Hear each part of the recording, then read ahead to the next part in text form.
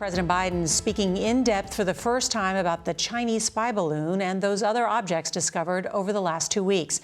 U.S. officials now believe the 3 items shot down in North American airspace were likely tied to private companies or research groups. But the president did say he plans to speak with China's President Xi Jinping about the situation.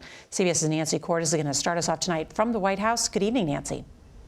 Good evening, Nora. These were the president's most extensive comments yet about all 4 shoot-downs. He said that most of the debris from the Chinese balloon has now been recovered from the Atlantic Ocean, and he acknowledged that the 3 other objects, which still have not been recovered, likely weren't involved in spying at all. We don't yet know exactly what these 3 objects were. President Biden confirmed today that the 3 objects he ordered shot down last weekend probably posed no threat to people on the ground. The intelligence community's current assessment is that these 3 objects were most likely balloons tied to private companies, recreation or research institutions studying weather or conducting other scientific research. Newly enhanced military radar picked up the 3 objects on 3 consecutive days as they floated from east to west at the same height commercial airliners use. The objects were shot down by U.S. fighter jets using missiles worth $500,000 each.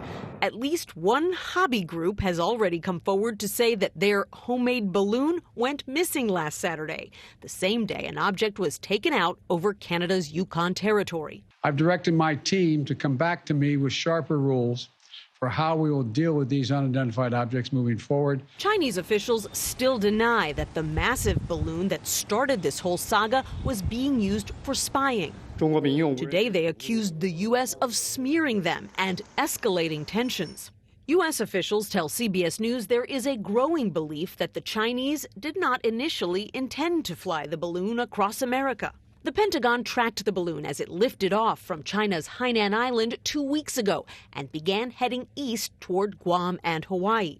The theory is that it was then blown off course by the prevailing winds, first toward Alaska and then down over the continental United States. We're going to get to the bottom of this, but I make no apologies for taking down that balloon.